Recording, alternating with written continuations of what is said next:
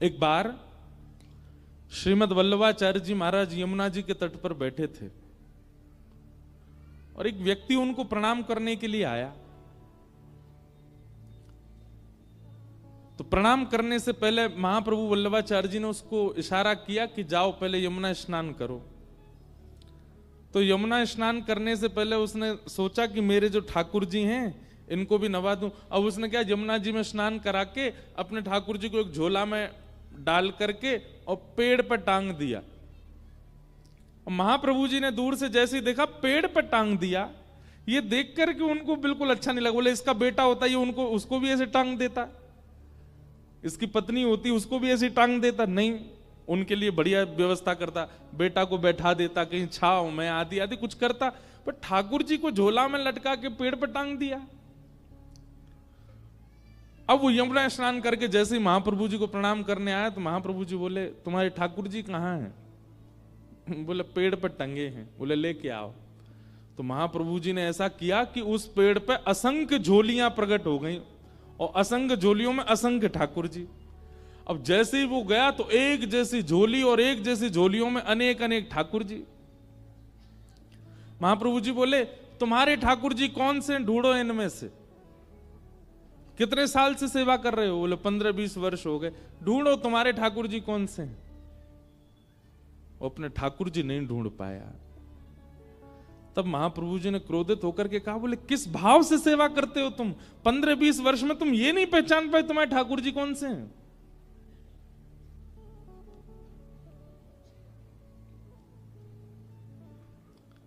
चैतन्य मानेंगे तो उनके प्रति भाव बनेगा। जड़ मानेंगे तो फिर ठाकुर जी भी जड़ ही बन जाते हैं। वो उनको भी आपसे कोई अभिप्राय नहीं होता। हमारे वृंदावन के एक ठाकुर हुए श्री मदन मोहन जी। कौन? जोर से बोलो, कौन? मदन मोहन। वृंदावन रसामृत पद सुना आप लोगों ने? उस वृंदावन रसामृत पद में दूसरे ठाकुर हैं श्री मदन मोहन। बिहरत निस दिन कुंज गलिन में ब्रज जन मन सुख धाम, मदन मोहन को रूप निरख सनातन बलि बलि जाए। गाएंगे, कथा के विश्राम में गाएंगे, आप लोग याद कर लेना। वैसे तो सब वैष्णवों को याद है, भारत में जहां भी हम जाते हैं सब सुनाते हैं। तो हमारे वृंदावन के 7 ठाकुरों में दूसरे ठाकुर हुए श्री मदन मोहन जी। बहुत ध्यान पूर्वक सुनिएगा। ठाकुर जी की सेवा ऐसी करो कि आप अपने ठाकुर को नहीं पहचानो, ठाकुर जी आपको पहचान जाएं। आप अपने ठाकुर को कभी नहीं पहचान सकते, ठाकुर ही आपको पहचानते हैं। और वो तभी पहचानेंगे जब आप उनके प्रति चैतन्य भाव रखोगे। उनको धातु का नहीं मानो, उनको मार्बल का नहीं मानो, उनको किसी अन्य धातु का मत समझिए कभी भी। तो श्री मदन मोहन जी की ऐसी कथा आती है कि मदन मोहन जी जयपुर में विराजते थे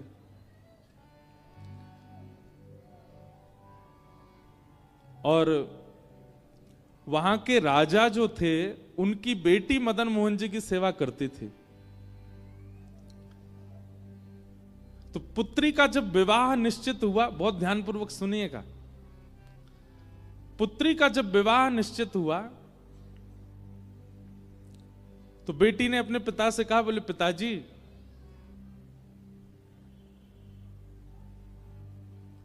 आप कुछ मत दीजिए, लेकिन मेरे विवाह में मदन मोहन जी को मुझे दे दीजिए, मैं अपने संग ले जाऊं इनको। तो पिता थोड़े से व्याकुल हो गए, बोले बिटिया तू कुछ भी मांग ले, मदन मोहन जी को मत लेके जा। बेटी ने कहा, बोले कि और कुछ नहीं चाहिए, केवल मदन मोहन जी चाहिए, मैंने इनकी बड़ी सेवा की बचपन से, आप केवल इनको मुझे दे दीजिए। तो पिता और पुत्री दोनों ही सेवा के इतने लोभी थे। देखो, लोभ संसार में हो तो बुरा, सेवाओं में तो बुरा नहीं है। मैं तो कथाओं में कहा करता हूं कि जितने भी अवगुण है ना, वो अवगुण बुरे कब बन जाते हैं? जब वो संसार में होते हैं। क्रोध बुरा कब? जब संसार में। अगर ठाकुर जी के प्रति कभी कभी मीठा क्रोध हो तो बुरा नहीं होता। लोभ बुरा कब है? जब संसार में। लेकिन वही लोभ भक्ति में हो, कथा में हो, नाम जप में हो तो बुरा नहीं है।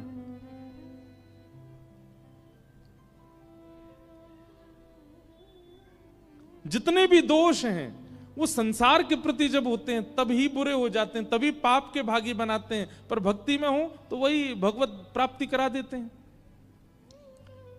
तो जयपुर के राजा वो अपनी बेटी से कहने लगे, तू जो मांगेगी सो दूंगा, मदन मोहन जी को मत मांग। तो पुत्री ने कहा, पिताजी आपके घर में पहले से ही गोविंद देव जी की सेवा है, मदन मोहन जी की सेवा है, एक ठाकुर की आप कर ही रहे हैं, एक मुझे दे दीजिए। पिता बोले, नहीं नहीं नहीं, तू जो मांगेगी दूंगा, लेकिन मदन मोहन जी नहीं दूंगा। बेटी भी बोली, मैं भी केवल मदन मोहन जी को ही चाहती हूं और कुछ नहीं चाहती।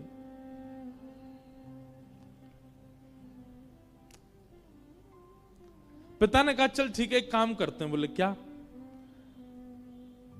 मैं तेरे सामने 5 मूर्तियां रखूंगा और तेरी आंखों पे पट्टी बांधूंगा। अगर स्पर्श करके तूने बता दिया कि मदन मोहन जी कौन से, तो मदन मोहन जी को तू ले जाइयो, और स्पर्श करके भी अगर तू नहीं बता पाई तो फिर मदन मोहन जी मेरे पास ही रहेंगे। लेकिन उस पुत्री को पूरा भरोसा था कि मैं पहचान जाऊंगी मदन मोहन जी कौन से।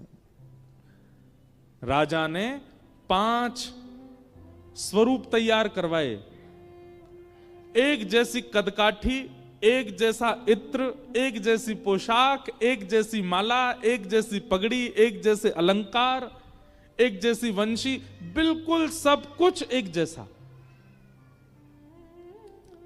कोई व्यक्ति पहचान ही नहीं पाएगा कि इनमें मदन मोहन जी कौन से हैं, 5 एक जैसे।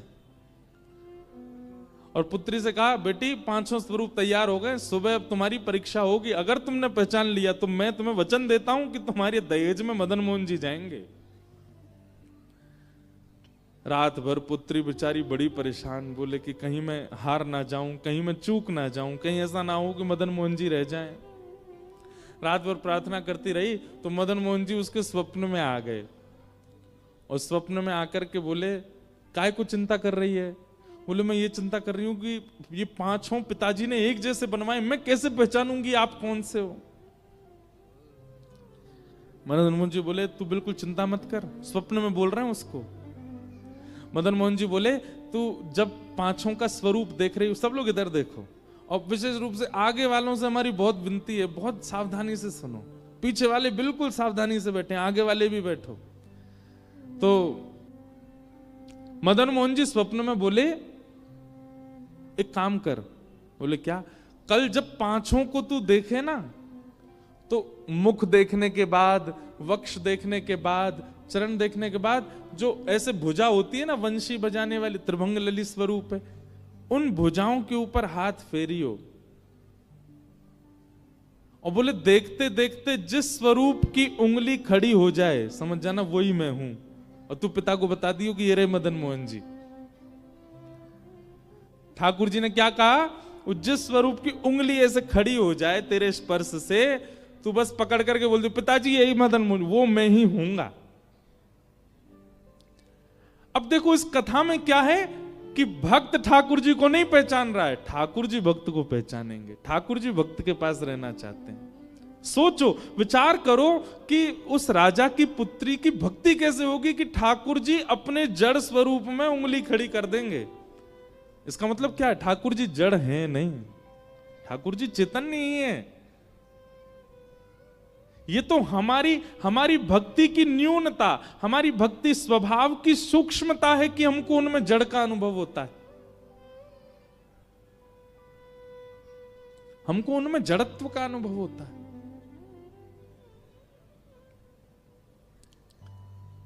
दूसरे दिन सब लोग ऐसे ही बैठे थे, पूरी भीड़, और 5 स्वरूप मंच पर रखे गए, और पुत्री की आंख में पहले रुई लगा दी, फिर पट्टियां बांधी, बिल्कुल कहीं से दिख ना जाए, और ऐसी स्थिति में उसको ले गए मंच पर, जाओ चलो ढूंढो कौन से हैं ठाकुर जी। पहले स्वरूप को देखे, रूप एक जैसा, हाथ एक जैसे, पैर सब कुछ एक जैसा। स्पर्श करते करते जैसी उसने वास्तविक मदन मोहन जी को छुआ, सोई मदन मोहन जी ने अपनी उंगली उठा दी, और जैसी उंगली का स्पर्श किया उसने कहा, पिताजी ये हैं मदन मोहन लाल जी।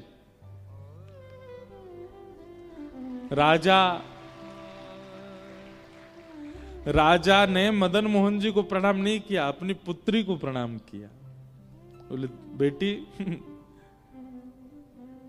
तूने नहीं पहचाना है, उन्होंने पहचाना है तुझे। तेरा स्पर्श होते ही मैंने देख लिया था कि उन्होंने अपनी उंगली हिलाई थी, अपनी उंगली खड़ी की थी। इसका मतलब तू नहीं ले जाना चाहती है उनको, वो जाना चाहते हैं तेरे साथ में। तू ले जाना चाहती तो मैं नहीं देता, लेकिन वो जाना चाहते हैं इसलिए मैं नहीं रोकूंगा। और अपनी पुत्री का विवाह करके एक पालकी में पुत्री बैठ करके गई और दूसरे रथ में महाराज दहेज में ठाकुर जी मदन मोहन जी कहां गए? करौली, राजस्थान। राजस्थान में करौली, जहां आज भी मदन मोहन जी विराजते। ठाकुर जी दहेज में आए। ऐसी भक्ति कब प्रकट होती है? जब ठाकुर जी के प्रति चैतन्य भाव हो। अभी मैं कुछ दिन पहले एक न्यूज देख रहा था, एक माता जी कह रही थी कुंभ में मेरे ठाकुर जी खो गए। मैंने कहा भैया बेटा खो जाते, भैया खो जाते, माता पिता खो जाते, ठाकुर जी खो गए कुंभ में? ठाकुर जी खो गए, उनके सेवा के ठाकुर जी। अब वो कह रही थी न्यूज चैनलों पे सब जगह मेरे ठाकुर जी कहीं मिल जाएं तो बताना। हम उन मां के प्रति संवेदना व्यक्त करते हैं, लेकिन एक बात हम यह भी स्पष्ट करते हैं कि यदि सेवक ने भाव से सेवा की होगी, सेवक ने बहुत प्रेम दुलार लाड़ किया होगा, तो ठाकुर जी स्वयं आ जाएंगे। ठाकुर जी जा नहीं सकते। हमारी बात को आप कहीं लिख लीजिएगा। ठाकुर जी जड़ इसलिए हैं, मुझे और आपको चुनौती दे रहे हैं। ठाकुर जी बोले तेरी भक्ति में सामर्थ्य हो, तुझ में सामर्थ्य हो तो तू मुझे चैतन्य बना के दिखा। मैं कथा में कहा करता हूं, एक खेल खेलते थे हम बचपन में। सब लोग इधर देखो, एक खेल खेलते थे, पता नहीं आपके झारखंड में खेलते हैं कि नहीं बच्चे। आजकल तो फोन आ गए ना, तो बच्चों ने फिजिकल गेम्स खेलना बंद कर दिया। लेकिन बचपन में हम एक गेम खेलते थे, बर्फ पानी। खेला है? उसी का एक दूसरा रूप होता है विष अमृत। बहुत बढ़िया बढ़िया खेल हैं ये। उसमें क्या होता था कि एक व्यक्ति जो है वो सबको छूता है और दौड़ करके जिसको छू लेता है वो फिर बर्फ बन जाता है। अब बाकी के लोग जो हैं वो उसके चारों तरफ घूमते रहते हैं, वो उसको पानी बनाने का प्रयास कर, वो जाके जैसे उसको खींचते हैं तो वो पानी बन जाता है। अब देखो, जिस समय वो व्यक्ति बर्फ पानी जब बच्चे खेलते हैं तो उसमें जब बर्फ बनता है, क्या वो सच में बर्फ है? क्या वो सच में एक स्थूल व्यक्ति है? नहीं, वो चैतन्य है, लेकिन एक खेल के रूप में वो अपने आप को स्टैच्यू मान लेता है, अपने आप को बर्फ मान, फिर जिस आकृति में होता है वैसे ही रह जाता है। एक और खेल खेलते थे उसमें ऐसा बोलना, मतलब 10 तक गिनती गिनो, पीछे सारे बच्चे जो हैं वो ऊट पटांग हरकत करते रहेंगे और 10 बोलते ही जितने भी बच्चे उन सबको एक स्टैचू बनना पड़ता है। कोई बच्चा ऐसे हो जाता है, कोई ऐसे हो जाता है, कोई कुछ कुछ, फिर वो आकर के सबके पास आके सबको हंसाने का प्रयास करता है ना। पता नहीं आप लोगों ने खेला है कि नहीं, हमने खूब खेले, ये सब खेले हैं। तो फिर वो उसको नियम होता है, तुम छुओगे नहीं किसी को, लेकिन बातें बोल के उसके पास उसको, अगर तुमने उसको हंसा दिया, अगर उसके हाथ पांव सीधे कर दिए तो तुम्हारी जीत हो जाती है। ठीक वैसे ही ठाकुर जी ऐसे खड़े और हम आप सब लोगों को अधिकार मिला है कि हमें ठाकुर जी को हंसाना है, हमें ठाकुर जी को बिठाना है, हमें ठाकुर जी को सुलाना है, हमें ठाकुर जी को गोद में लेना है। और उस खेल में विजय प्राप्त करने के लिए ही ये भागवत की कथा सुनाई जा रही है कि ठाकुर जी को कैसे हंसाओगे, कैसे बिठाओगे, कैसे नचाओगे, कैसे गोद में लोगे, वो सारी क्रियाएं बताई जाती हैं कथा में। ये खेल है। उसी खेल की पूर्णता बताई जा रही है यहां पर।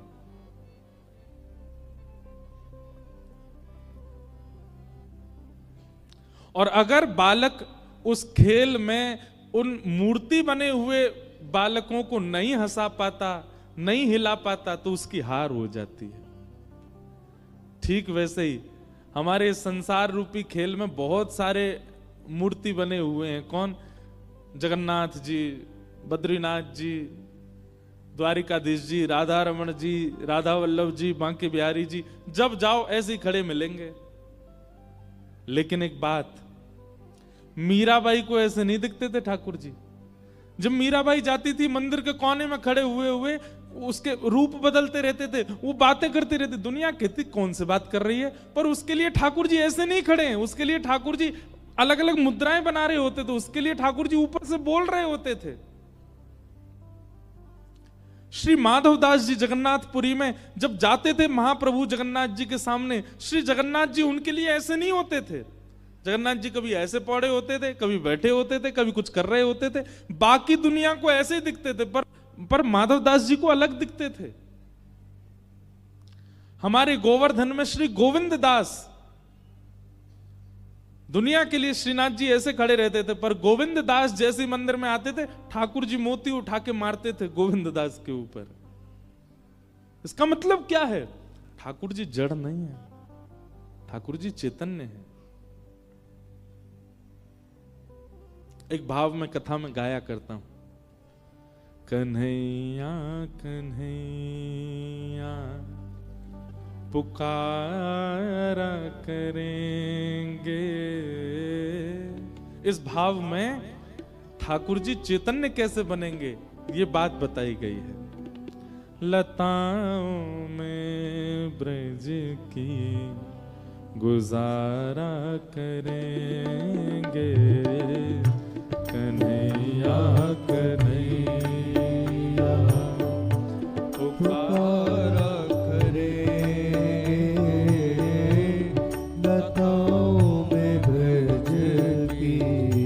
ताली बजा के गाओ। गुजारा करेंगे ओ कन्हैया कन्हैया पुकारा करेंगे,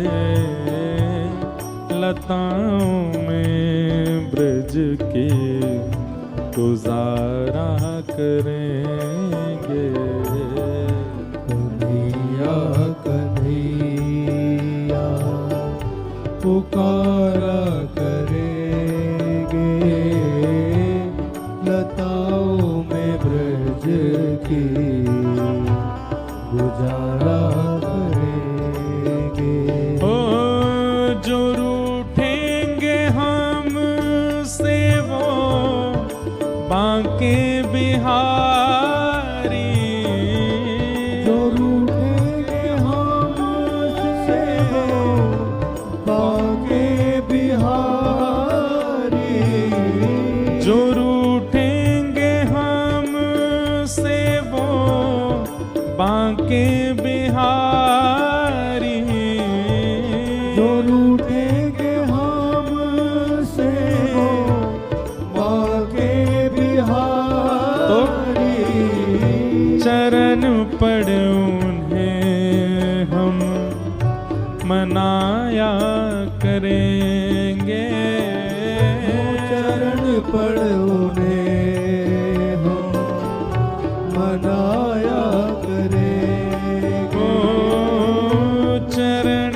पड़ उन्हें हम मनाया करेंगे, चरण पड़ उन्हें हम मनाया करेंगे, कन्हैया कन्हैया पुकारा करेंगे, लताओं में ब्रज की गुजारा करेंगे, कन्हैया कन्हैया पुकारा करेंगे, लताओं में ब्रज की गुजारा करेंगे। श्री राधा रमण लाल की जय।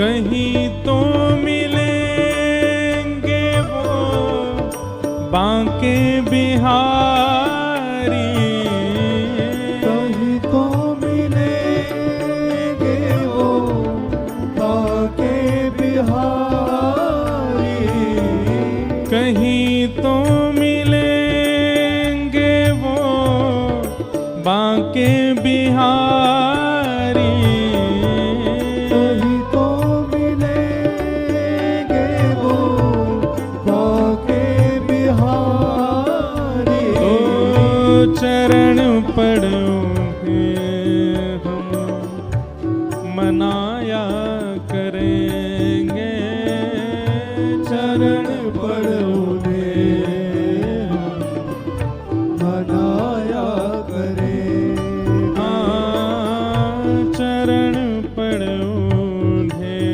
हम मनाया करेंगे, चरण पड़ोगे हम मनाया करेंगे। कन्हैया कन्हैया पुकारा करेंगे, लताओं में ब्रज की गुजारा करेंगे। कन्हैया कन्हैया पुकारा करेंगे, लताओं में ब्रज की गुजारा करेंगे। ओ कन्हैया कन्हैया पुकारा करेंगे, लताओं में ब्रज की गुजारा करेंगे। कन्हैया कन्हैया पुकारा करेंगे, लताओं में ब्रज की गुजारा करेंगे। और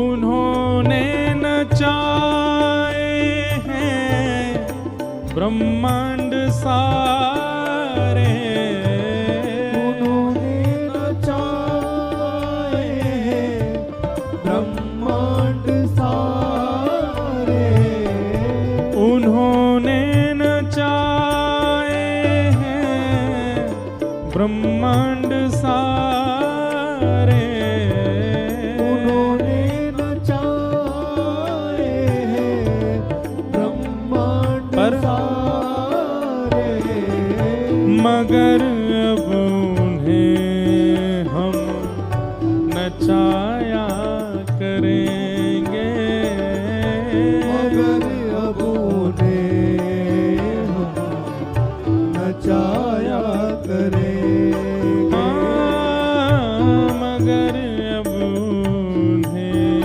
हम नचाया करेंगे, मगर अब उन्हें हम नचाया करेंगे। कन्हैया कन्हैया पुकारा करेंगे, लताओं में ब्रज की गुजारा करेंगे। कन्हैया कन्हैया पुकारा गुजारा करेंगे लताओं में ब्रज की गुजारा करेंगे। ओ कन्हैया कन्हैया पुकारा करेंगे लताओं में ब्रज की गुजारा करेंगे। कन्हैया कन्हैया पुकारा करेंगे लताओं में ब्रज की गुजारा करेंगे। गोविंद बोलो हरि गोपाल बोलो, गोविंद बोलो हरि गोपाल बोलो, गोविंद बोलो हरि गोपाल बोलो, गोविंद बोलो हरि गोपाल बोलो। श्री राधा रमण हरि गोविंद बोलो, राधा रमण हरि गोविंद बोलो, श्री राधा रमण हरि गोविंद बोलो, राधा रमण हरि गोविंद बोलो, श्री राधा रमण हरि गोविंद बोलो, राधा रमण हरि गोविंद बोलो, श्री राधा रमण हरि गोविंद बोलो, राधा रमण हरि गोविंद बोलो, श्री राधा रमण हरि गोविंद बोलो, राधा रमण हरि गोविंद बोलो, श्री राधा रमण हरि गोविंद बोलो, राधा रमण हरि गोविंद बोलो। हे गोविंद बोलो गोपाल बोलो, गोविंद बोलो गोपाल बोलो, हरि गोविंद बोलो गोपाल बोलो, गोविंद बोलो गोपाल बोलो, श्री राधा रमण हरि गोविंद बोलो, राधा रमण हरि गोविंद बोलो, श्री राधा रमण हरि गोविंद बोलो, राधा रमण हरि गोविंद बोलो, श्री राधा रमण हरि गोविंद बोलो, राधा रमण हरि गोविंद बोलो, श्री राधा रमण हरि गोविंद बोलो, राधा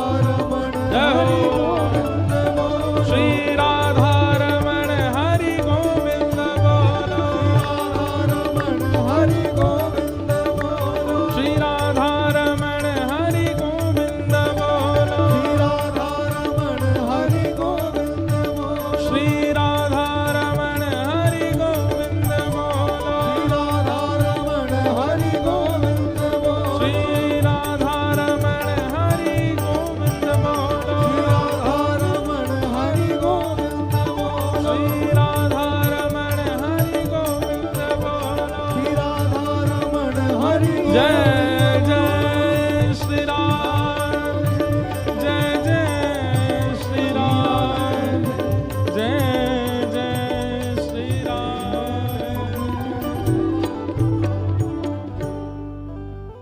उन्होंने नचाए हैं ब्रह्मांड सारे, उन्होंने नचाए ब्रह्मांड सारे, मगर अब उन्हें हम नचाया करेंगे, मगर अब उन्हें हम नचाया करेंगे।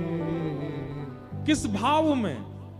जैसे एक राजा की पुत्री मदन मोहन लाल जी से कहती है कि उनको जाना है साथ में, दहेज में लेके जाना है, तो ठाकुर जी अपनी उंगली हिला रहे हैं। गोपाल भट्ट गोस्वामी की भावना गूंज कम कीजिए, तो श्री ठाकुर जी शालिग्राम से प्रकट हो गए। ये इस भाव का अर्थ यही है, मगर अब उन्हें हम नचाया कर, हम जैसे चाहें वैसे हमारे ठाकुर जी रहे, अभी क्या है, जैसे ठाकुर जी चाहते हैं वैसे हम रह रहे हैं, और प्रारंभिक यही होना चाहिए, जैसे ठाकुर जी चाहें वैसे साधक रहे।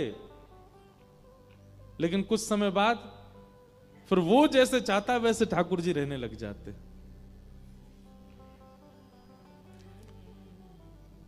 राम कथा में एक प्रसंग आता है केवट का, और केवट प्रसंग में एक भाव आता है कि जब केवट राम जी को नाव में बैठा लेता है तो लेकर के जैसे ही पल्ली पार जाने लग जाता है, तो बीच रास्ते में ही, बीच नदी में पहुंचते ही केवट नाव वापस घुमा लेता है। लक्ष्मण जी कहते हैं, ए भाई क्या कर रहे हो, वापस क्यों लेके जा रहे हो? केवट कहता है, बोले चालक कौन है, मैं कि आप? बोले तुम हो। तो बोले तो फिर मेरे पे विश्वास रखो ना, मैं जैसे चला रहा हूं, मुझे पता है ना नदी का क्या कैसे वेग है, कब कहां कैसे लेके जाना है, इसलिए मुझे मत सिखाइए। वापस लेके जाने लगा, फिर घुमा करके फिर छोड़ पहुंचाने लगा, फिर जैसे ही छोड़ आने वाला होता था तुरंत घुमा लेता था। सीता जी भी थोड़ी सी परेशान तो हो गई, लक्ष्मण जी तो नाराज ही हो गए, लेकिन 2-4 बार में जैसे ही बार बार घुमा लाता, नहीं छोड़ता पल्ली पार, तो अब की बार राम जी बोले, ए भाई ये क्या कर रहे हो तुम, इतनी देर हो गई, तुम क्यों बीच में हमको घुमा रहे हो, छोड़ दो ना पल्ली पार। केवट कहता, बस 3-4 बार में थक गए आप, और आप जो हमको 84 लाख बार नचाते रहते हो सब जगह, उसका क्या? कभी हमको कुछ बनाते हो, कभी कुछ बनाते हो, कभी बस इतने में ही हो गया, 4 बार में ही पसीना आ गया आपको। कभी मछली बनाते हो, कभी कुकर बनाते हो, कभी सूकर बनाते हो, कभी बिल्ली बना देते हो, कभी छिपकली बनाते हो, ना जाने कैसी कैसी योनियों में हमको नचाते रहते हो। हमने 4 बार बीच भंवर में क्या घुमा दिया, पसीना छूट गए आपके। उन्होंने नचाए हैं ब्रह्मांड सारे, मगर अब उन्हें हम नचाया करेंगे, कन्हैया कन्हैया पुकारा करेंगे, लताओं में ब्रज की गुजारा। एक बार 6-7 साल पहले हमारी कथा हुई नेपाल में, काठमांडू में। तो वहां पे एक भक्त हमको मिले, तो कुशा होती है ना, कुशा का एक ऐसा छोटा सा एक बना हुआ था पात्र, और ऊपर से भी कुशा के पात्र से ही वो ढका हुआ था। तो वो लाए, बोले महाराज जी मेरे गोपाल जी के दर्शन करो। तो मैंने वो हटाया, तो उसके भीतर छोटे से गोपाल जी, और उनके अंदर मैंने एक अद्भुतता देखी, छोटे से लड्डू गोपाल, और उनके पाम में एक धागा बंधा था, और उस धागे से गैया बंध रही थी छोटी सी। मैंने की भैया भगत जी इधर आओ, बनी ये क्या है, तुमने एक तो कुशा के सूखी घास के पात्र में तुमने ठाकुर जी धर रखे हैं, ऊपर से मैं तुमने पाम से गैया क्यों बांध रखी है? तो उनके नेत्र सजल हो गए, बोले महाराज जी हम ज्यादा धनवान नहीं हैं, हमारी स्थिति ऐसी है कि हमको कोई कुछ दे देता है तो हम पा लेते हैं। हमारे मन में ऐसा भाव आया कि हमारी स्थिति तो ऐसी कि 4-4 दिन तक भी कई बार भूखा रहना पड़ता है, पर ठाकुर जी से हमारा बहुत प्रेम है, ठाकुर जी की हम बहुत सेवा करते हैं, पर इनको राग भोग श्रृंगार 3 चीजें प्रिय, हम इनका भोग नहीं लगा पाते। इसलिए हमने भावना रखी है, एक छोटी सी गैया हमको किसी ने दे दी, तो वो गैया हमने भीतर छोड़ रखी है, और हमने लाल जी से कह रखा है जब जब आपका मन हुआ करे तब आप इनका जो है दूध पी लिया कीजिए, और हमें छोड़ के मत जाइएगा, भले ही चाहे गैया के दूध से ही पेट भर लो, हमें छोड़ के मत जाना कभी। और वो क्या बोले पता है, आपको सुन के आश्चर्य होगा, बोले महाराज जी ठाकुर जी के लिए भोग तो मैं रोज नहीं लगा पाता, पर रोज थोड़ी बहुत घास तोड़ करके गैया के सामने डाल देता हूं भीतर। मैंने क्यों? बोले गैया पालेगी तो दूध बनेगा, ठाकुर जी दूध पी लिया करेंगे। मैंने कहा भैया तेरी भावना। हमने कही भाई हो सकता है 56 भोग लगाने वाले को छोड़ के चले जाए, पर तुझे छोड़ के नहीं जाएंगे ठाकुर जी, तुम्हारी जो भावना है। न एक सी धातु की गैया को वो घास खिलाते, ताकि गैया का दूध बने, ठाकुर जी पी ले। और पांव से इसलिए बांध रखी कहीं गैया नहीं भाग जाए, कहीं गैया भाज गई, ठाकुर जी भूखे रह गए तो ठाकुर जी भी चले जाएंगे। भाव के वश में है भगवान, भाव के वश में है भगवान। ठाकुर जी व्यवस्था से नहीं आते, ठाकुर जी आपके धन से नहीं आते, ठाकुर जी आपके रूप से नहीं आते, ठाकुर जी आपकी सुंदरता से नहीं आते। ठाकुर जी तो केवल आपके भाव से आएंगे, रुकेंगे। तो अब मेरे पीछे जो स्वरूप है ठाकुर जी का, गोपाल जी, अभी ये कैसे हैं? ऐसे ही खड़े रहेंगे। लेकिन आपकी भावना सुंदर होगी तो इन 7 दिनों में आपको इनकी पलक झपकते हुए दिख जाएगी। आपकी भावना शुद्ध होगी तो ये इसके अलावा ऐसी मुद्रा में भी दिख जाएंगे। आपकी भावना शुद्ध होगी तो गैया से गले लगे हुए भी दिख जाएंगे। ठाकुर जी कहीं भी जड़ नहीं है, हमारी भावना जड़ है, इसलिए ठाकुर जी हमको जड़ दिखाई देते हैं। ठाकुर जी सब जगह चैतन्य रूप में। वो चैतन्य रूप कैसे दिखे, वो चैतन्य दृष्टि कैसे दिखे, वो कथा सिखाती, वो कथा दिखाती। तो भगवान पहला रूप क्या है? सत्य। और दूसरा रूप क्या है? चैतन्य। और ठाकुर जी का तीसरा रूप क्या है? आनंद।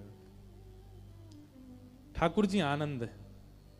अच्छा, मुझे ऐसा लगता है ठाकुर जी को देखने के बाद देखने वाला आनंद रूप में आ जाता है। अगर कोई व्यक्ति अति आनंद में दिखाई दे रहा हो, समझ जाइयो या को ठाकुर जी मिल गए हैं, यही हमारे इतना आनंद में है। अच्छा, आनंद वाले व्यक्ति का स्वरूप स्वभाव क्या है? बहुत ध्यान से सुनिएगा। सुखी व्यक्ति और आनंदित व्यक्ति, इन दोनों में अंतर क्या है? जिसको देख करके आपके चित्त में भी शीतलता का अनुभव होने लग जाए, जिसको देख करके आपको प्रसन्नता होने लग जाए, जिसको देख करके आपका मुखमंडल प्रसन्न हो जाए, जिसको देख करके आप अपनी चिंताएं, अपने संकटों को भी भूल जाओ, समझ जाना वो आनंदित व्यक्ति है। जिसको देख करके केवल प्रसन्नता हो रही है, बाकी सारी स्थितियां यथावत हैं, वो सुखी व्यक्ति है। अच्छा, दूसरी बात, सुखी व्यक्ति देह से भी ठीक होगा, मस्तिष्क मानसिक भी ठीक होगा, बुद्धि से भी ठीक होगा, दिखने में भी ठीक होगा, तभी सुखी कर पाएगा। पर आनंद देने वाला व्यक्ति वो कई बार स्वयं रोग से होगा, वो कई बार स्वयं पीड़ा में होगा, पर उसकी उपस्थिति आपको आनंदित कर देगी। यह आनंद वाले व्यक्ति का लक्षण।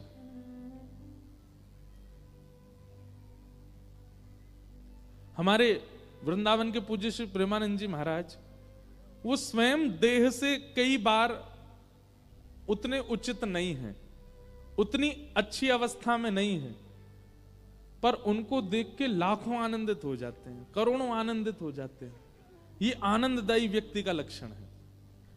भक्तिमती मीराबाई, मैं कथा में बताया करता हूं कि मीराबाई का जब विवाह हो गया तो उनकी ससुराल में संतों की भीड़ होने लग गई।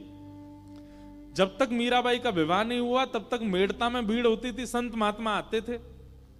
और विवाह होने के बाद जब मीराबाई मेवाड़ चली गई तो मेवाड़ में संतों की भीड़ होने लगी। एक दिन मीराबाई के पतिदेव ने जाकर के सब संतों से पूछा, आप लोग मीरा को देखने क्यों आते हो?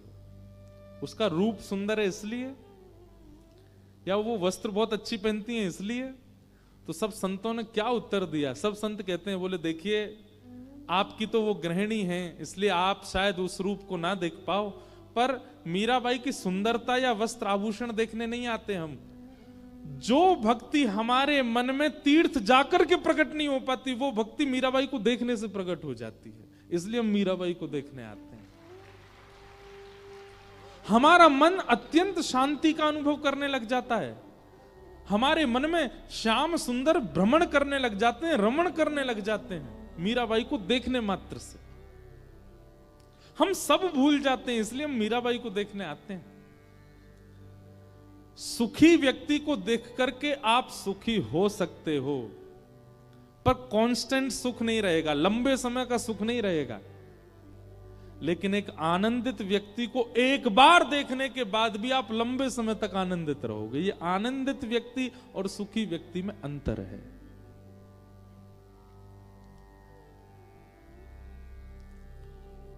दूसरी बात, सुखी और आनंदित व्यक्ति में और अंतर क्या है? अभी ठाकुर जी की बात नहीं हो रही, केवल भक्तों की बात हो रही है। सुखी व्यक्ति के आप जितने समीप जाते जाओगे उतने उसके दुर्गुण दिखते चले जाएंगे, पर आनंदित व्यक्ति के आप जितने समीप जाते जाओगे उतने खो जाओगे, उतने और ज्यादा डूबते चले जाओगे। ये सुखी और आनंदित व्यक्ति का लक्षण। तीसरी बात, सुखी व्यक्ति संसार की व्यवस्थाओं में घिरा हुआ होगा और संसार से ही आपको सुखी कर रहा होगा। जैसे कि कोई एक्टर, जैसे कि कोई गायक, जैसे कि कोई इन्फ्लुएंसर, वो जब तक संसारी साधन उसके पास नहीं होगा वो आपको सुखी नहीं कर पाएगा। एक्टर के पास मेकअप नहीं हो, बिना मेकअप के मंच पे आ जाए सब भाग जाएंगे, कोई नहीं देखेगा उसको। ऐसे ही कोई इन्फ्लुएंसर, उसके पास में अगर संसारी कैमरा नहीं है, वो नहीं है, जो भी होते हैं उनके पास में वो सब नहीं है, तो वो आपको सुखी नहीं कर पाएगा। पर आनंदित व्यक्ति पेड़ की छांव के नीचे बैठेगा, आपको भी बैठा लेगा, आपको वहीं आनंदित कर देगा। उसको संसारी व्यवस्थाओं की आवश्यकता नहीं। सुखी और आनंद।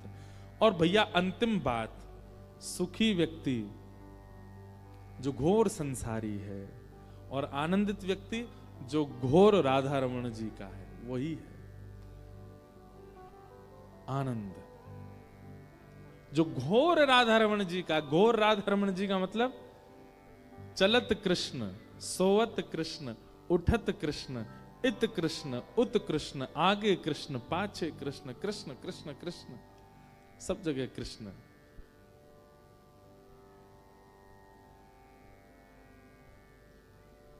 आनंद। तो भगवान का तीसरा रूप क्या है? आनंद।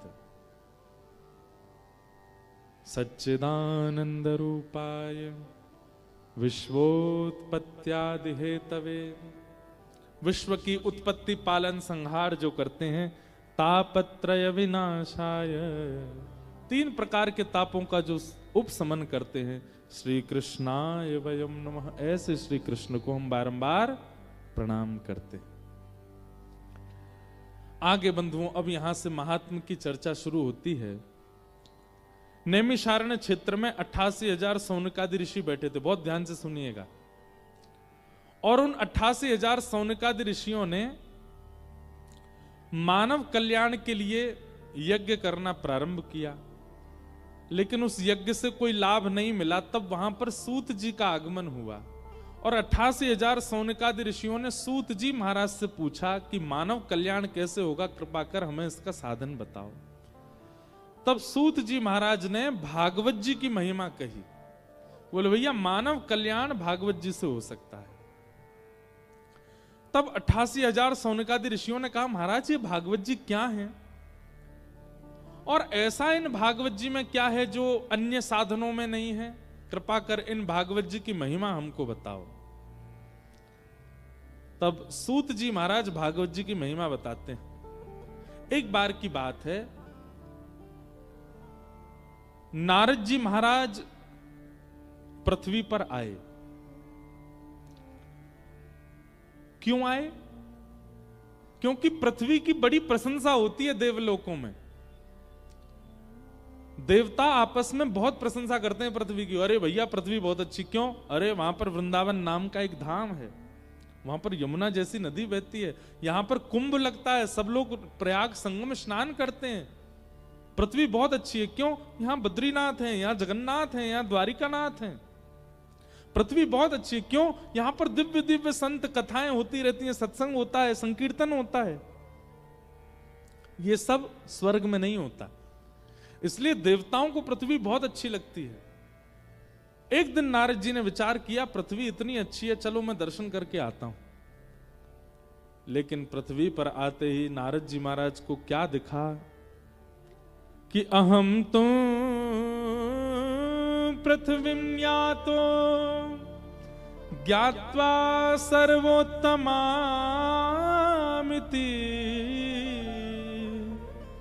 पुष्करं च प्रयागं च काशीं गोदावरी तथा हरिक्षेत्रे कुरुक्षेत्रे श्रीरंगं सेतुबन्धनम्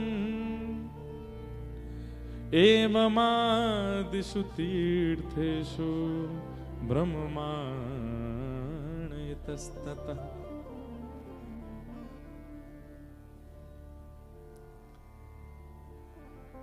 नारद जी पृथ्वी पर आए। एक बात संसारी है, आप जब किसी की बहुत ज्यादा महिमा सुन लेते हैं ना, तो आप अपने मन में बहुत सारी एक्सपेक्टेशंस बना लेते हैं उस वस्तु से। जैसे हमको मान लो किसी ने कहा महाराज जी रांची की कचौड़ी बहुत अच्छी, अब यहां मिलता क्या वो तो हमें अभी नहीं पता। किसी ने हमसे कहा मान लीजिए रांची की कचौड़ी बहुत बढ़िया है, अब वो जब मिलता तब हमको यही कहता उसकी आलू की सब्जी ऐसी, उसमें हींग ऐसा पड़ा होता महाराज, मिर्च ऐसी होती है कि पूरा जो है शरीर झन्ना जाए, और महाराज कचौड़ी ऐसी देसी घी में बनी। अब वो इतनी प्रशंसा कर चुका है कि मेरे मन में एक उम्मीद जग चुकी है उस वस्तु के प्रति, बहुत अतीत में।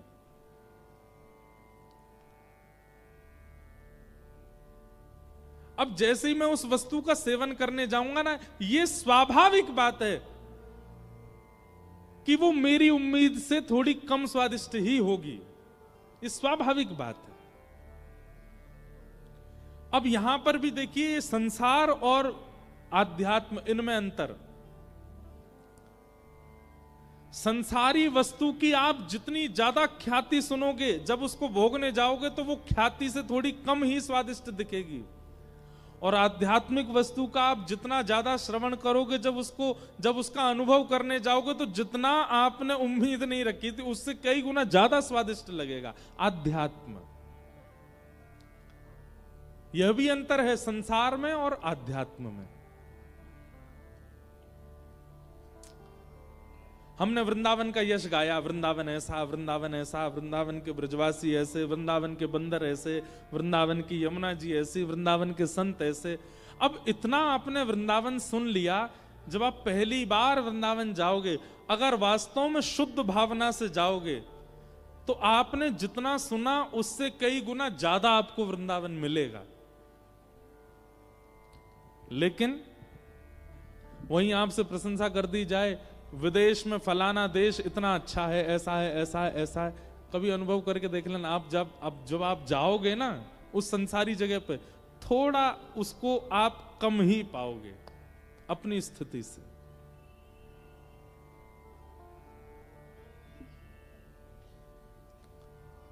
संसारी वस्तु और आध्यात्मिक वस्तु में यही अंतर है। अब नारद जी आए थे संसार देखने, यहां आकर के देखा कि महाराज यहां तो सब कुछ बिल्कुल जैसा सुना वैसा कुछ भी है ही नहीं।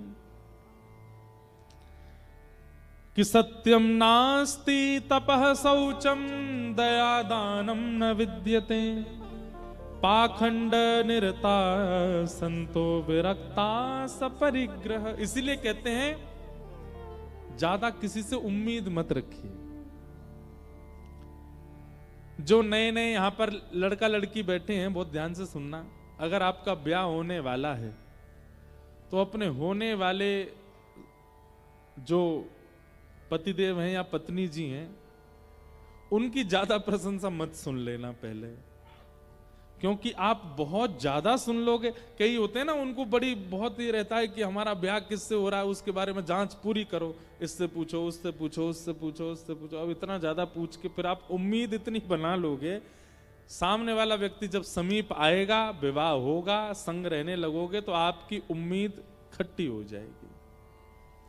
इसलिए संसार के संबंधों में उम्मीद कम ही रखिए, थोड़ा कम ही उसके बारे में सुनिए, उससे संबंध अच्छा रहेगा। तो नारद जी महाराज आए तो आकर के देखा महाराज पृथ्वी पर तो सब कुछ विपरीत है।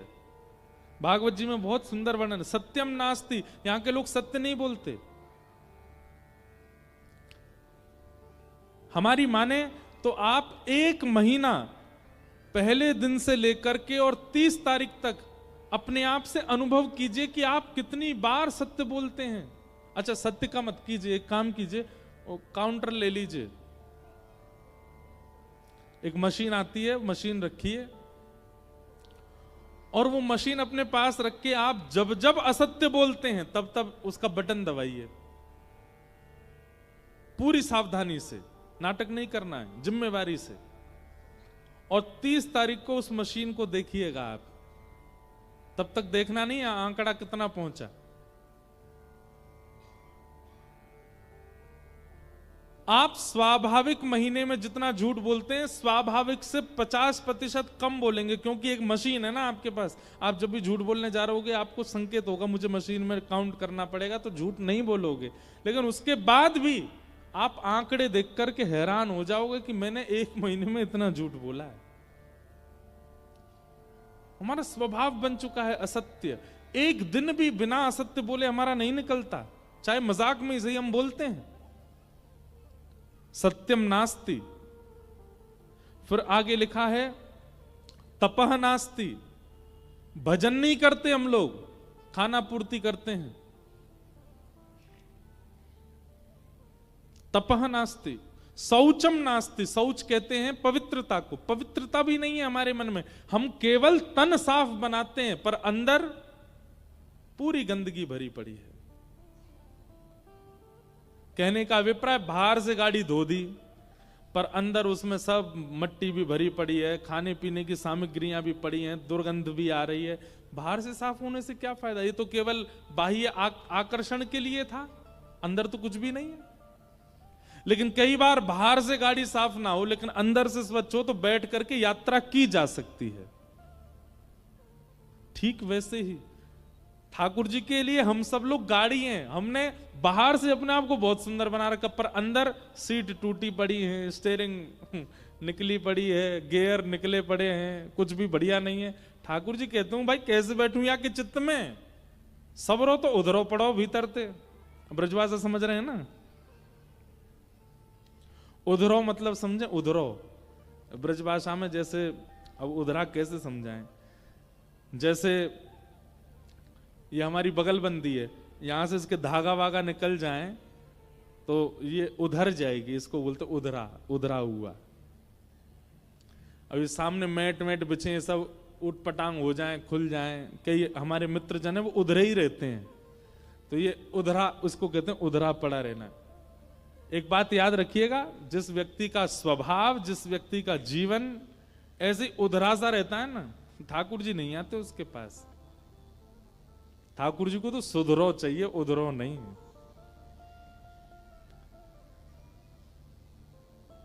तो ठाकुर जी बाहर से देखते हैं क्या बढ़िया महाराज, सुंदर जो है, क्या है वो, क्या लगा रखा है, बोरो प्लस लगा रखी है, जे लगा रखा है। बाहर से तो बढ़िया डिओड्रेंट परफ्यूम महक रहा है, बिल्कुल चटकदार कपड़े पहन रखे हैं, लेकिन भीतर शौचम नास्ति, पवित्र नहीं है। ठाकुर जी नहीं बैठते। तपह नास्ति, दानम नास्ति, शौचम नास्ति, कुछ भी नहीं है। कैसे हम लोग मंदा सुमंद मतयो, हमारी बुद्धि कैसी है, बोले मंद है।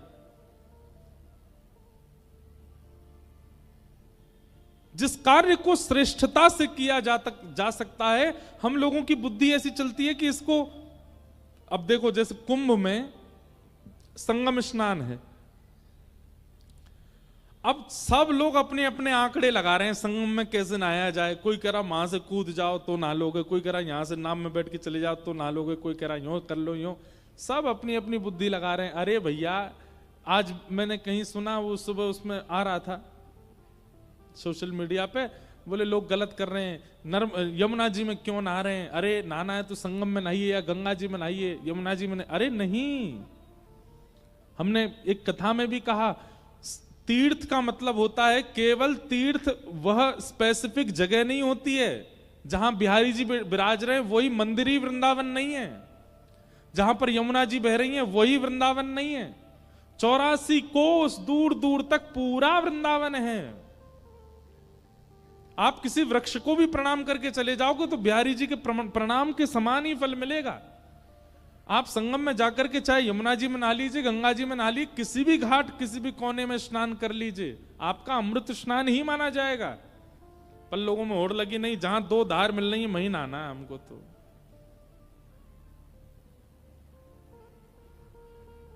मति विकसित कीजिए थोड़ी, और मति विकसित होती है सत्संग से। जो व्यक्ति सत्संग नहीं करता उसकी मति जड़ित होती चली जाती है, जिसको हम कहते हैं ब्रॉड माइंडेड, बहुत बहुत उच्च विचार वाला, बहुत खुली सोच वाला, वो आध्यात्मिक व्यक्ति होता है, संसारी नहीं। तो कैसे हैं हम लोग? मंदा सुमंद मतयो मंद भाग्या युपद्रुता। नारद जी महाराज ने यह सब आकर के देखा। नारद जी देख करके बड़े परेशान हो गए, बोले भैया पृथ्वी की जितनी प्रशंसा सुनी थी, पृथ्वी तो बिल्कुल विपरीत है। नारद जी सब जगह भ्रमण करते करते वृंदावन आए, तभी वृंदावन में उन्होंने क्या देखा? यमुना जी के तट पर एक परम सुंदरी बैठी है और उस सुंदरी की गोद में 2 वृद्ध लेटे हैं। एक युवती की गोद में वृद्धों का लेटा हुआ देखना ये कोई उचित तो नहीं। नारद जी महाराज ने तुरंत जिज्ञासा प्रकट करते हुए पूछा, हे देवी आप कौन हो और आपकी गोद में 2 वृद्ध कौन है? तब उस कन्या ने अपना प्रत्युत्तर दिया, अहम भक्ति ख्याता इमो में तनयो मतौ ज्ञान वैराग्य नामानो काल योगेन जर्जरो। मैं भक्ति, मेरा नाम भक्ति है, और ये दोनों मेरे पुत्र हैं ज्ञान और वैराग्य।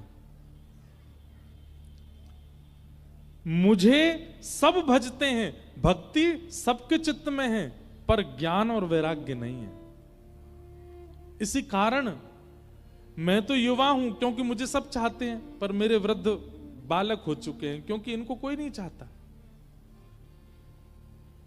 मैं अपनी कथाओं में कहा करता हूं बंधुओं, भक्ति पथ पर चलने के बाद भी, भक्ति मार्ग पर आ जाने के बाद भी हम निराश क्यों हैं, हम हताश क्यों हैं, हम उदास क्यों हैं? क्योंकि भक्ति के पुत्र ज्ञान और वैराग्य हमारे पास नहीं है। केवल भक्ति है, ज्ञान नहीं है। एक भक्त था, गोपाल जी की सेवा करता था। किसी ने उसको जाके कहा, ए भाई तू गोपाल जी की सेवा कब से कर रहा है? बोले हो गए 7-8 साल हो गए।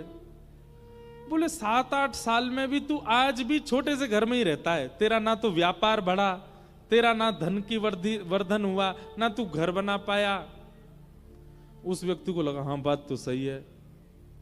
बोले तू देवता बदल दे, ये गोपाल जी तो छोटे से घर में ही राजी रहेंगे, तू एक काम कर महादेव की उपासना कर। देखा महादेव की उपासना करने वाले को सोने की नगरी लंका मिल गई। उसके मन में तुरंत अविश्वास आ, ये अज्ञान है। अज्ञान आपके अंदर है, ये आपको कैसे पता चले? ठाकुर जी के प्रति एक बार भी, या ठाकुर जी के जनों के प्रति, या ठाकुर जी के धाम के प्रति एक बार भी आपके चित्त में अविश्वास आ जाए, समझ जाना कि आपके अंदर अज्ञान है, ज्ञान नहीं है। लेकिन कोई कुछ भी कह जाए, कोई कितना भी बोल जाए, धाम के प्रति, नाम के प्रति, ठाकुर जी के प्रति, लीला के प्रति और ठाकुर जी के जनों के प्रति आपके चित्त में कभी अविश्वास ना आवे, समझ जाना भक्ति के साथ ज्ञान है।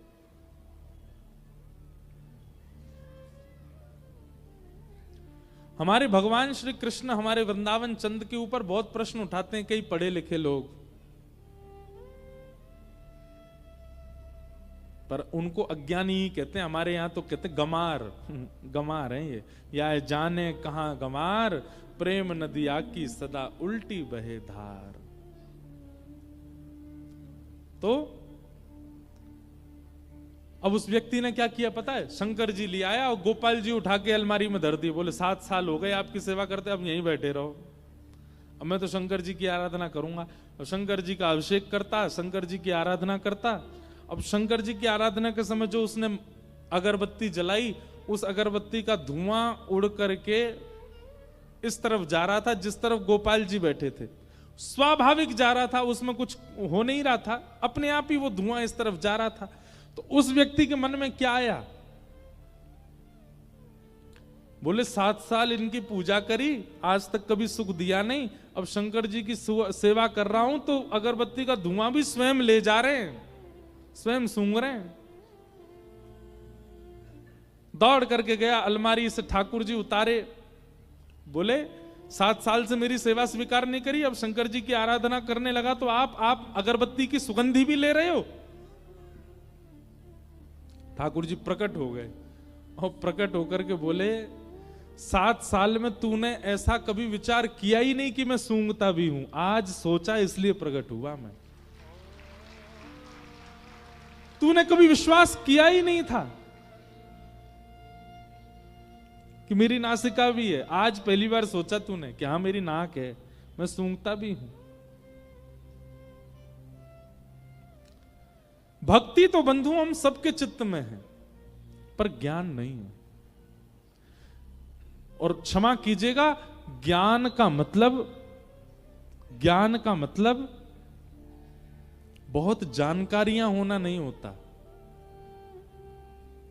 विवेकशील बुद्धि, कहां कब क्या करना है, कैसे करना है, और सबसे बड़ी बात भक्ति में अविश्वास का ना होना, यही ज्ञान है।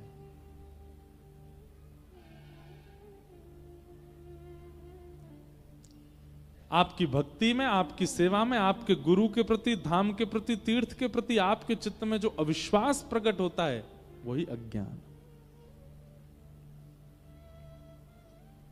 मीराबाई कभी यूनिवर्सिटी नहीं गई, किसी विद्यालय में नहीं गई पढ़ने, पर मीराबाई अपने जीवन काल के विश्राम दिवस तक ठाकुर जी के प्रति अनन्य भाव से रहती थी, श्रद्धा रखती थी, पूर्ण समर्पण रखती थी, अविश्वास नहीं था, इसलिए महाज्ञानी है मीरा।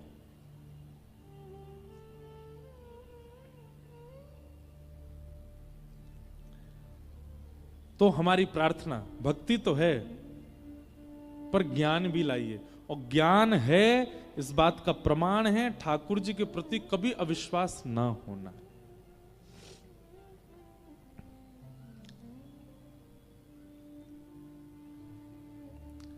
तो भक्ति के 2 पुत्र हैं, ज्ञान और वैराग्य। दूसरे पुत्र का नाम क्या है? वैराग्य। वैराग्य का मतलब क्या है? अपनी इच्छाओं का त्याग करना ही वैराग्य कहलाता है। साधक व्यक्ति, भक्त व्यक्ति अगर अपने वस्त्रों को साधारण नहीं बना पा रहा, अपनी रहनी को साधारण नहीं बना पा रहा, अपने खान पान को साधारण नहीं बना पा रहा है, तो भक्त नहीं है। ये बात आप थोड़ी मान लीजिएगा हमारी। आप भक्ति मार्ग में जब आएंगे तो आप कई अपनी इच्छाओं का त्याग कर दोगे। आपको बड़ी गाड़ी में बैठाया गया कि छोटी गाड़ी में बैठाया जाए, इससे कोई फर्क नहीं पड़ेगा आपको। आपको पहनने के लिए 30,000 के कपड़े मिले कि 300 के कपड़े मिले, इससे फर्क नहीं पड़ेगा। आपको पाने के लिए 56 भोग मिले कि केवल सूखी दाल, सूखी रोटी मिली, इससे फर्क नहीं पड़ेगा। आपके लिए तन ढकना आवश्यक होगा, ब्रांड हो ये जरूरी नहीं होगा।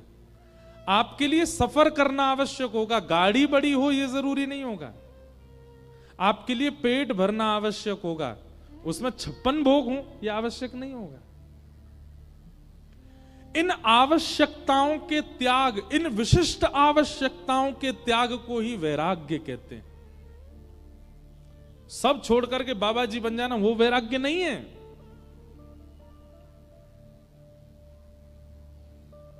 जो मिल जाए उसमें प्रसन्न है, जैसा मिल जाए उसमें प्रसन्न है, ये वैराग्य है। तो भक्ति के 2 पुत्र हैं। अगर ये दोनों पुत्र आपके चित्त में नहीं आ रहे हैं और केवल भक्ति आ गई है, तो आपकी भक्ति आपको कभी प्रसन्न नहीं कर पाएगी। उस भक्ति से आप कभी आनंदित नहीं हो पाओगे, उस भक्ति से आप कभी ठाकुर जी का अनुभव नहीं कर पाओगे। इसलिए भक्ति के साथ साथ अविश्वास खत्म होना चाहिए, तभी ज्ञान आएगा।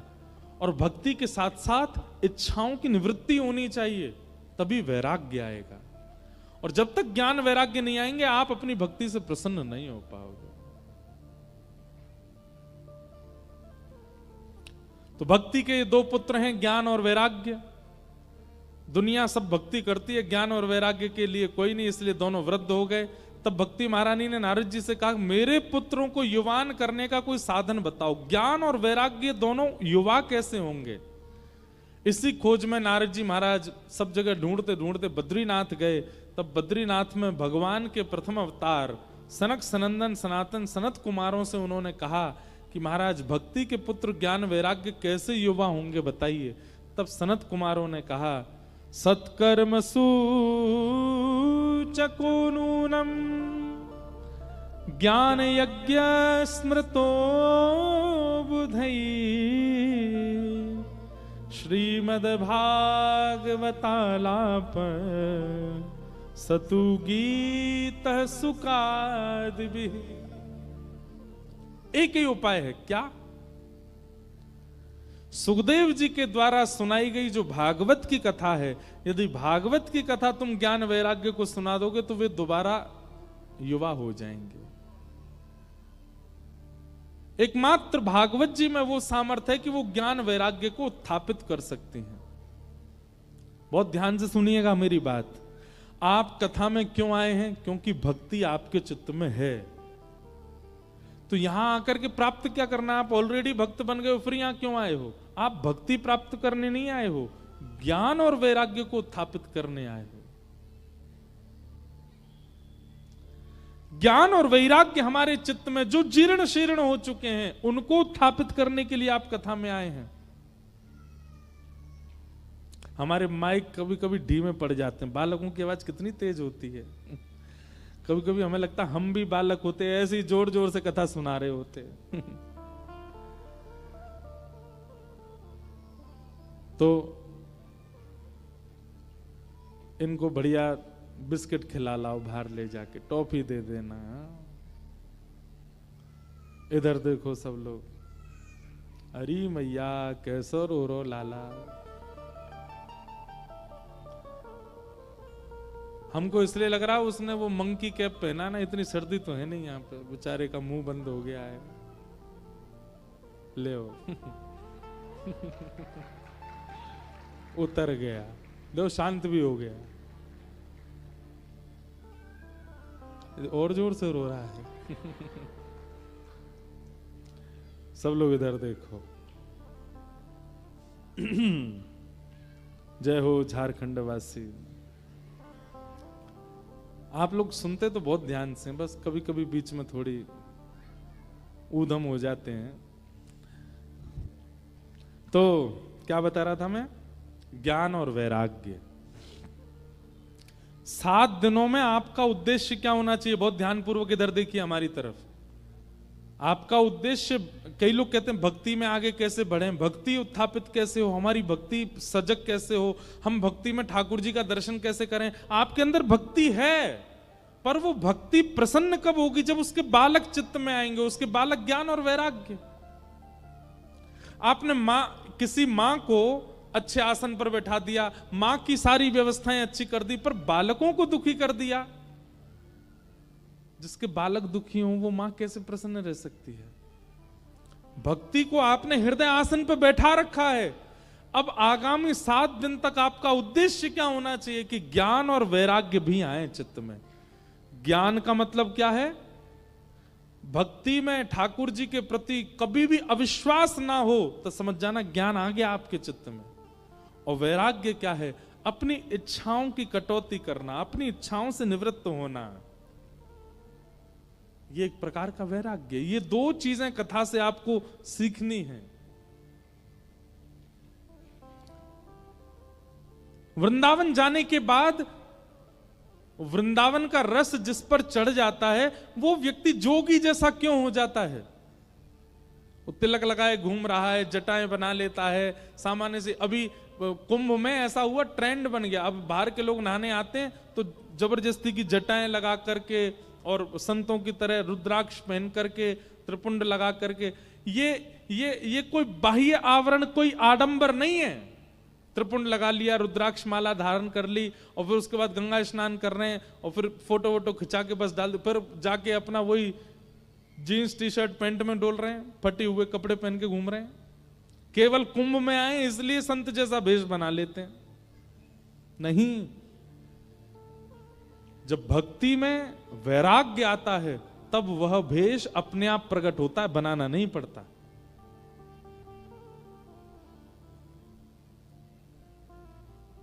ये उर्दपुंड, ये गले में कंठी माला, ये धोती पहनना, बगलबंदी पहनना, ये एक प्रकार का वैराग्य है जो ठाकुर जी सिखा देते हैं। ठाकुर जी के चरणों में आने वाला व्यक्ति अपने लिए नहीं करता ज्यादा श्रृंगार, नहीं चाहिए उसको ज्यादा हाई फाई चीजें।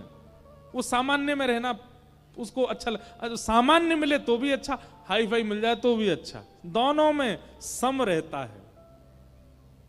भक्ति के साथ में वैराग्य होगा तो।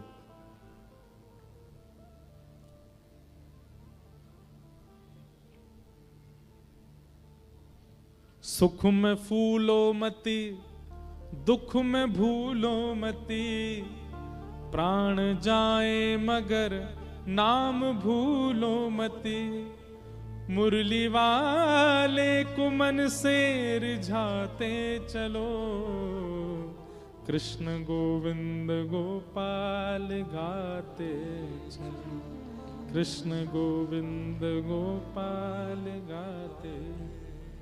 हमको कोई चार्टर हवाई जहाज में बैठा दे तो हमको ज्यादा प्रसन्नता नहीं। कई बार कथा करने हम स्कूटी पे बैठ के चले जाते हैं, गाड़ी नहीं है, स्कूटी साइकिल से चले जाते तो भी कोई दुख नहीं। कोई यहां पर व्यास मंच के समान बड़ी बड़ी मालाएं पहना दे तो ज्यादा प्रसन्नता नहीं, और कोई कुछ माला भी ना पहना के जाए, दो बात बुरी सुना जाए तो उसमें कोई अप्रसन्नता नहीं। इस प्रकार का अपने आप को वर्सटाइल बनाना, अपने आप को हर तरीके के माहौल में ढालने वाला बनाना, यह वैराग्य है भक्ति में।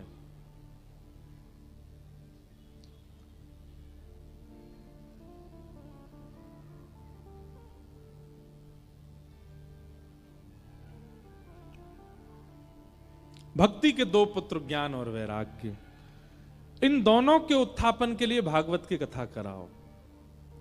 और भागवत का नाम सुनते ही नारद जी बोले, महाराज कहां होगी, कैसे होगी, इसके नियम क्या हैं? तब सनत कुमारों ने बताया, बोले गंगा के तट पर आनंद नाम का वन है, वहां कथा कराओ। जितने श्रोता आएंगे सबके खान पान प्रसाद की व्यवस्था रखो। एक बढ़िया सुंदर वृक्ष बड़ा सा ढूंढो जिसकी छांव में सब बैठ सकें।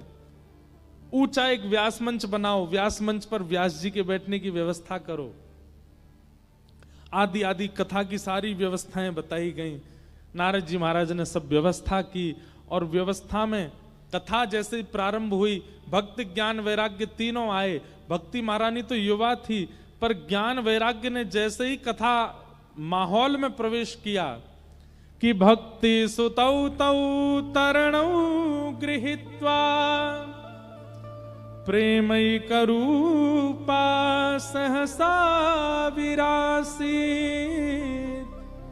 श्री कृष्ण गोविंद हरे मुरारे, नाथेति नामानि मुहुर्वदन्ति। उस कथा के परिसर में जैसे ही ज्ञान वैराग्य ने प्रवेश किया, प्रवेश करते ही दोनों युवा हो गए। ज्ञान भी युवा हो गया, वैराग्य भी युवा हो गया। भक्ति महारानी अत्यंत प्रसन्न हो गई, उनके दोनों पुत्र युवा हो गए। यही होना चाहिए यहां भी।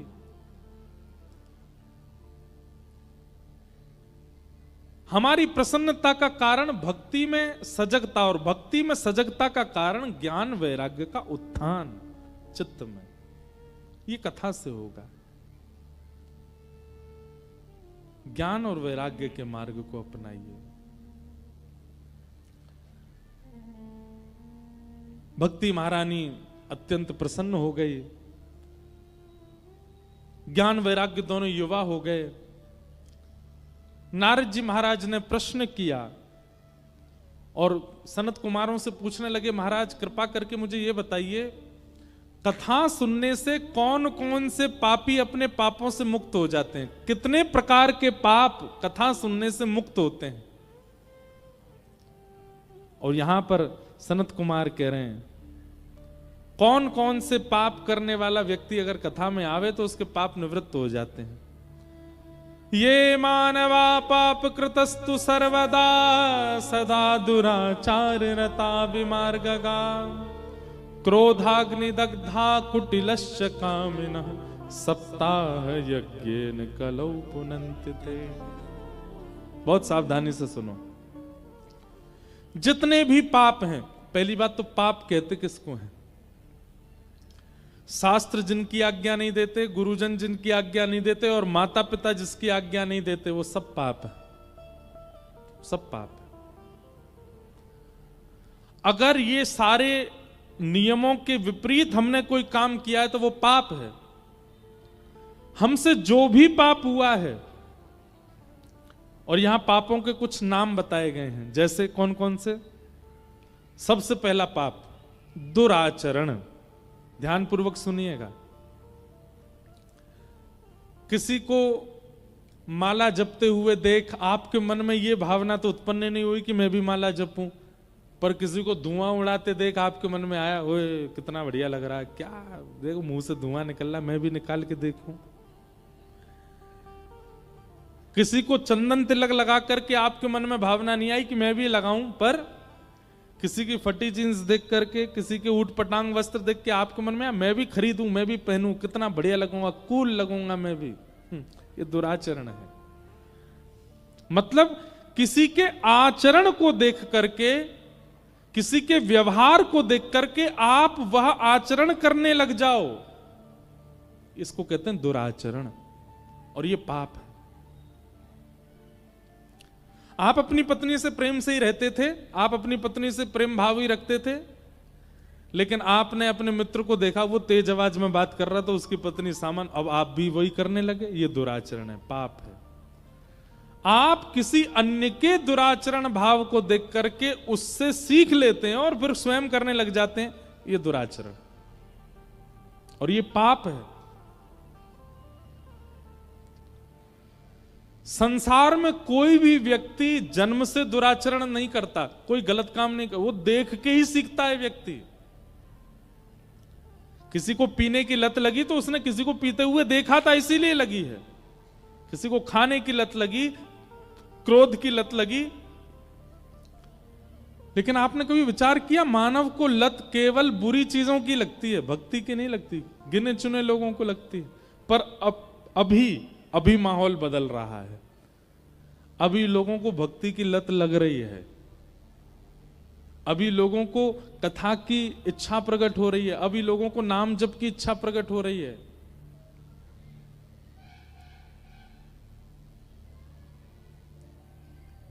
दुराचरण, किसी के दूषित व्यवहार को देख करके आप भी वह करने लग जाओ, यह पाप है।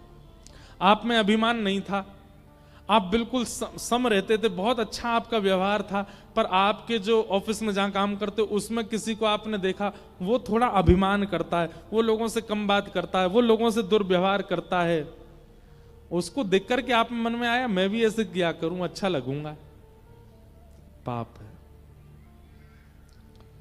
दुराचरण करना पाप है, पहली बात।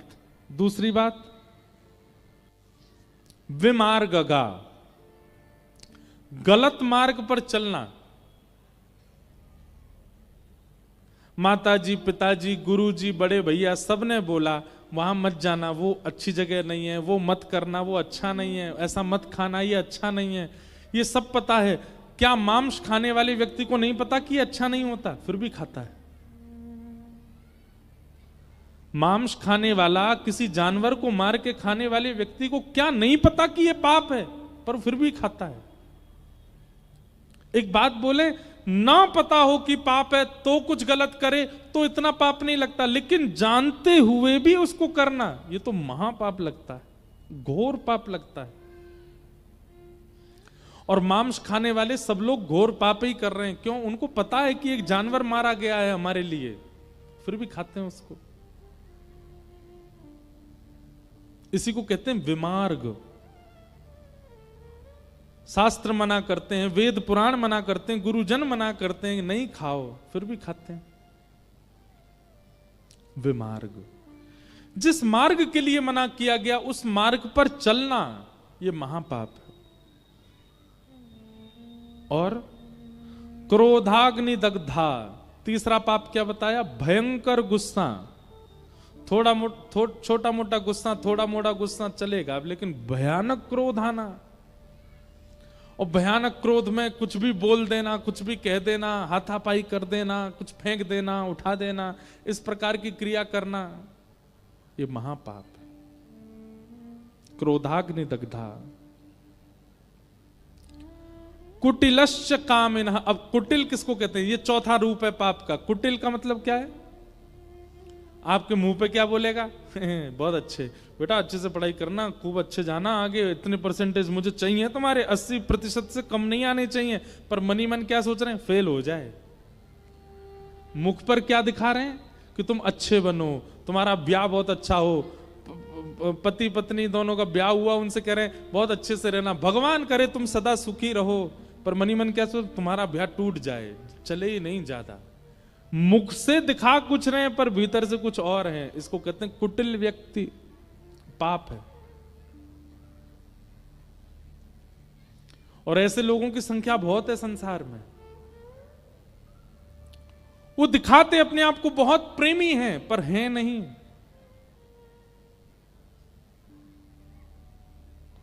कामिनः, काम भावना चित्त में, जिसको देख लें, जिसके स्वरूप का दर्शन कर लें, जिस स्थान पर चले जाएं, उनके चित्त में केवल काम ही आता और कोई बात ही नहीं आती। ये महापाप के लक्षण हैं। ऐसा व्यक्ति अगर परिवर्तन की भावना से अपने दोष को आगे रख करके अगर कथा सुनने बैठे तो कथा उसके उस दोष को नष्ट कर देगी। जैसे कि कोई व्यक्ति दुराचरण करता है और वो अपने दुराचरण के भाव को जानता है, बोले मैं बहुत जल्दी इंप्रेस हो जाता हूं गलत करने वाले लोगों से। कई लोग ऐसे होते हैं वो पीते नहीं है पर वो पिलाते हैं सबको। उनको देखना ही अच्छा लगता है, पियो पियो बढ़िया, ये आपस में लड़ेंगे मुझे बहुत आनंद आएगा। ये दुराचरण है, ये पाप है। एक मिला था मुझको, कहीं एक बालक आया, बोले महाराज जी एक बात पूछनी। मैंने क्या? मैं पीता नहीं हूं। मैंने तो मेरे जो मित्र हैं उनको मैं पिलाता हूं। मैंने फिर वो आपस में लड़ते हैं, मैं देख के आनंद करता हूं। मैं तो पानी ही पीता हूं पर उन लोगों पे हजारों रुपया खर्च करता हूं, क्योंकि पी के फिर उनके सच निकल के आते ही आते। मैंने कहा बेटा उनको जितना पाप लगेगा ना, मल्टीप्लाई इनटू 1000 होकर तुझको लगेगा। तू करवा रहा हूं उनसे पाप। ये दुराचरण है। दुराचरण करने वाला व्यक्ति अगर कथा सुने तो उसका दुराचरण भाव दूर होगा, लेकिन सुनने से नहीं होगा। मैं ऐसे कितने लोगों को जानता हूं, हजारों कथाएं सुन चुके हैं, लेकिन आज तक उनके हृदय का काम नहीं मरा, आज तक उनके हृदय में कोई परिवर्तन नहीं आया। वो आज भी वैसे ही हैं, कोई परिवर्तन उनके जीवन में नहीं कर पाए हम।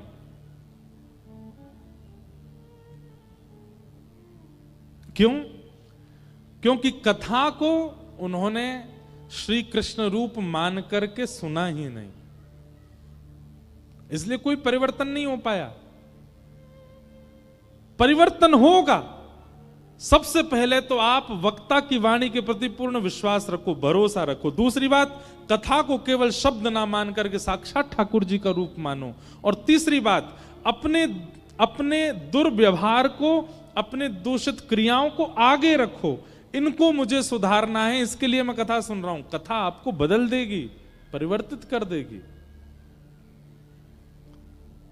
जब तक आप अपने दोषों को आगे नहीं रखोगे, जब तक अपनी बीमारी को आगे नहीं रखोगे, डॉक्टर दवाई कैसे लगाएगा?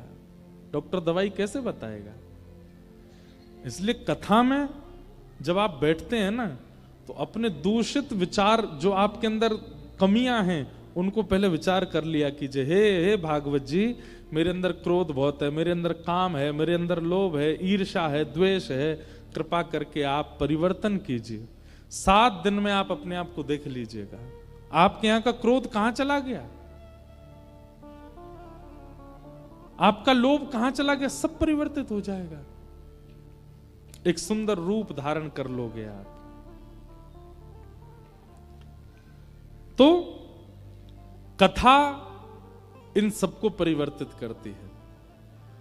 तभी नारद जी ने पूछा, अगर कोई माता पिता का द्रोही बालक हो, महापापी, वो क्या कथा उसको भी पवित्र कर देती है?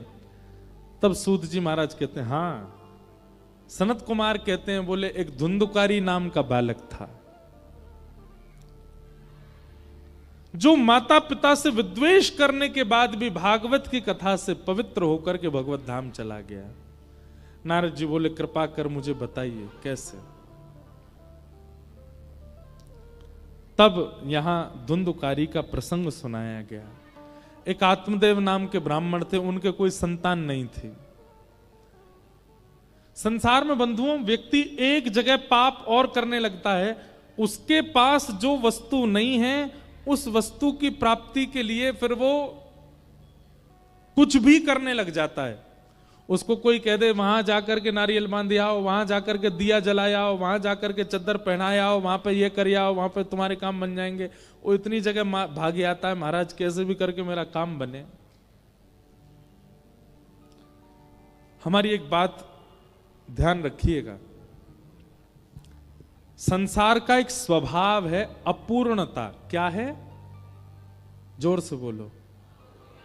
अपूर्णता। अपूर्णता का मतलब जानते हैं? न पूर्ण इति अपूर्ण। संसार में कभी पूर्णता किसी को नहीं मिल सकती। चाहे आप प्रधानमंत्री बन जाइएगा, चाहे आप राष्ट्रपति बन जाइएगा, चाहे आप भागवत वक्ता बन जाइएगा, चाहे आप कोई नेता बन जाइएगा, आप कभी भी पूर्ण नहीं रहोगे। संसार में अपूर्ण आओगे और जाओगे भी अपूर्ण। कभी पूर्णता का अनुभव नहीं हो सकता आपको।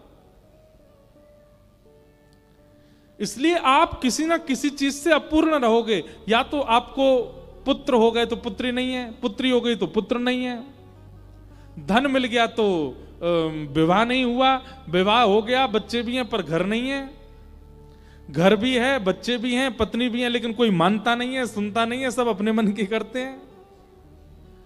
आप कहीं ना कहीं तो अपूर्ण रहोगे और उस अपूर्णता में ही आपको रहना चाहिए। और एक बात और बताएं, आप जैसे ही एक चीज को पूर्ण करने का प्रयास करोगे, दूसरी जगह से आप अपूर्ण ही हो रहे होगे। जैसे कई लोगों को संतान नहीं है, तो संतान ना होने की वजह से अब वो प्रयास करते हैं कि हमको संतान प्राप्त हो, और खूब खूब महाराज सिर हाथ पैर फेंक करके उनको संतान मिल जाती है। लेकिन जैसे ही संतान मिलती है वो किसी अन्य चीज से अपूर्ण हो चुके होते हैं तब तक। आप कहेंगे तो महाराज जी क्या करें? ठाकुर जी ने, प्रकृति ने आपको जो नहीं दिया उसको स्वीकार कर लीजिए। अगर संतान नहीं है तो स्वीकार कीजिए,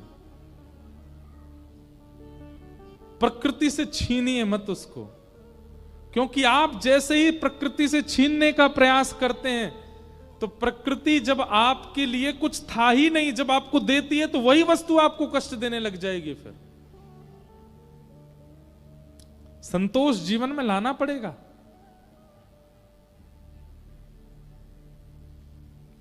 आत्मदेव जी के पुत्र नहीं था, लेकिन श्री आत्मदेव जी बड़े अप्रसन्न रहते थे। पुत्र कैसे मिले कैसे मिले, तो कभी ब्राह्मणों के पास, संतों के पास, सबके पास जाते, लेकिन कोई भी कोई उपाय नहीं बता पाया। तो आत्मदेव जी आत्महत्या करने चले गए एक दिन। बोले बिना संतान के क्यों रहूं, आत्महत्या करने के लिए गए। तभी एक महात्मा ने उनको रोका। बोले तुम आत्महत्या क्यों कर रहे हो? बोले मेरे संतान नहीं है। बोले अरे तो इतनी छोटी सी बात पे आत्महत्या करोगे?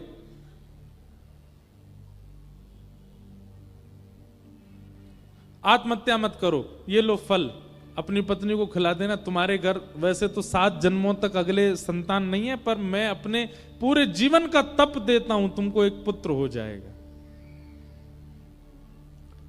एक बात हमारी बहुत ध्यानपूर्वक सुनिएगा बंधुओं, कभी भी किसी संत से संसारी वस्तु मत मांगना। क्यों?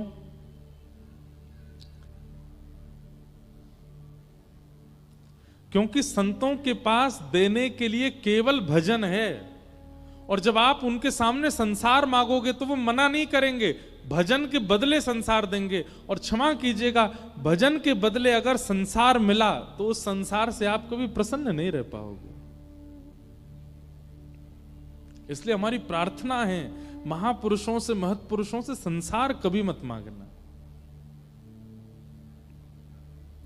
भाई, धनवान व्यक्ति धन ही दे सकता है, गुणवान व्यक्ति गुण ही दे सकता है, भजनवान व्यक्ति संसार कैसे दे देगा? भजन ही तो देगा आपको।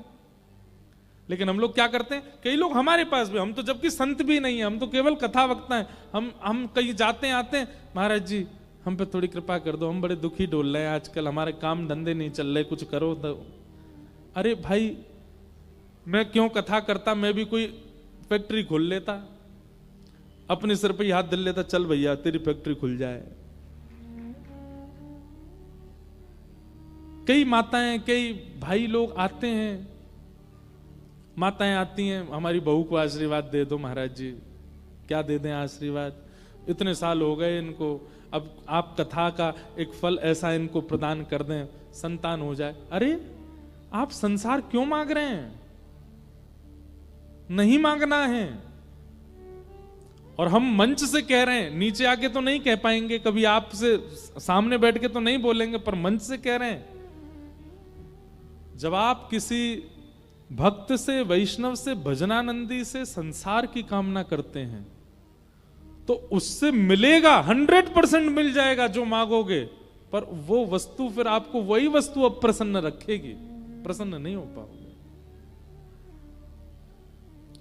एक बार एक हमारे जानकार हैं, उनका बेटा, उसने प्रेम विवाह की इच्छा प्रकट की। प्रेम विवाह करने के हम कोई विपक्षी नहीं है, पर प्रेम विवाह माता पिता और परिवार की रजामंदी से ही होना चाहिए, उनकी प्रसन्नता से होना चाहिए। माता पिता अप्रसन्न है तो महाराज हमें क्या फर्क पड़ता, पड़े रहो, कहीं हम कर लेंगे कहीं जाके, ऐसा नहीं होना चाहिए। उनको रिझाइए, मनाइए, करिए, पर उनकी प्रसन्नता से। अगर वे अप्रसन्न हैं तो हाथ जोड़िए।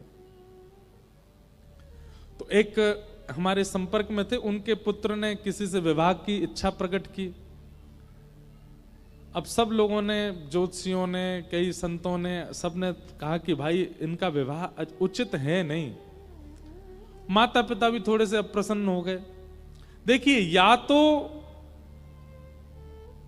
दिखवाइएगा नहीं, और दिखवाने पर अगर थोड़ी चूक पता चल रही है तो फिर उस चूक का निवारण कीजिएगा।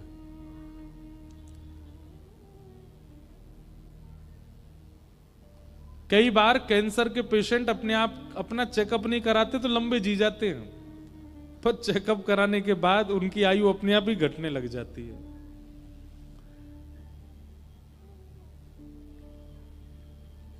तो उन्होंने इच्छा प्रकट की कि मुझे उससे ब्याह करना है। अब ब्याह के लिए जब नहीं माना कोई भी, तो वो जिद करने लगे, नहीं मुझे तो उससे ब्याह करना है। तो उनके पिताजी अपने गुरुजी के पास गए, बोले कि बेटा बहुत जिद कर रहा है कि नहीं ब्याह तो वहीं करूंगा। तो उन संत ने क्या कहा, बोले कि 3 दिन का एक यज्ञ होगा, यज्ञ में कहना दोनों बैठे। 3 दिन का यज्ञ हुआ, दोनों बैठते थे जिनका विवाह होना था। तीसरे दिन क्या किया, उन महात्मा के करीब 20-25 साल पुरानी जटा, उन्होंने उन जटा को काट करके जटा यज्ञ आहुति में डाल दी। सब लोग देख के हैरान हो गए, ये क्या किया इन्होंने। तब वो महापुरुष बोले, देखो ये बालक विवाह का जहां मन है इसका, वहां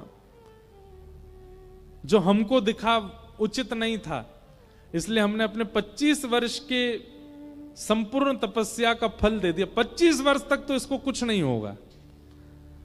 अगर कोई संकट आना होगा तो 25 वर्ष तक तो नहीं आएगा। 25 वर्ष बाद बालक, तब तक शायद मैं जीवित नहीं रहूंगा, तू अपना ध्यान रखियो बस। ऐसा किया। हमारे मन में ये बात आई कि एक महापुरुष ने 25 वर्ष तक भजन किया और उस भजन का बलिदान एक व्यक्ति के दाम्पत्य संसारी जीवन को सुखी करने के लिए किया। वो दोनों संग तो हो गए पर प्रसन्न नहीं रह पाए। क्यों? एक महत् पुरुष ने अपना भजन का बल दे दिया।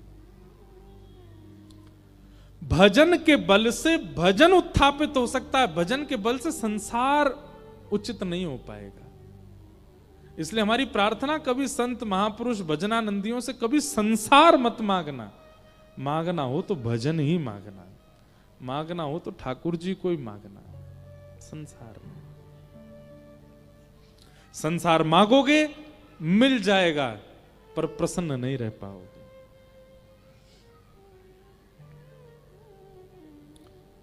मांगा है मैंने श्याम से वरदान एक ही, तेरी कृपा बनी रहे जब तक है जिंदगी। मांगा है मैंने श्याम से वरदान एक ही वरदान मांगो, आप कृपा बनाए रखना बस। धुंधुकारी गोकर्ण जी महाराज को, आत्मदेव जी को फल दे दिया संत ने। आत्मदेव जी ने जाकर के वो फल अपनी पत्नी को खिला दिया, लेकिन पत्नी ने फल खाया नहीं, गैया को खिला दिया। तो गैया के गर्भ से एक बालक ने जन्म लिया जिसका नाम हुआ गोकर्ण। और धुंधुकारी ने अपने सहेली के बालक को ही अपना बता दिया, उसका नाम रखा गया धुंधुकारी। धीरे धीरे दोनों बालक बड़े हुए। गोकर्ण पंडित ज्ञानी बना, धुंधुकारी महान दुष्ट हुआ, अपने माता पिता को ही मारने लगा। ऐसा व्यवहार माता पिता के प्रति करने लगा। माता पिता दुखी हो गए। मां ने तो अपने प्राण त्याग दिए कुआं में कूद करके, और पिताजी घर छोड़ के चले गए। जीवन में एक बात याद रखिएगा, माता पिता कभी अप्रसन्न ना हो आपकी किसी क्रिया से, चाहे जैसा जीवन आपने देखा हो।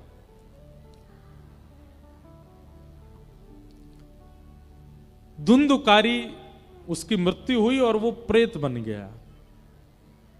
प्रेत बनने के बाद अब उसकी मुक्ति का उपाय कई किए, लेकिन वो मुक्त नहीं हो पाया। माता पिता से द्रोह करने वाला बालक मृत्यु के बाद प्रेत ही बनेगा।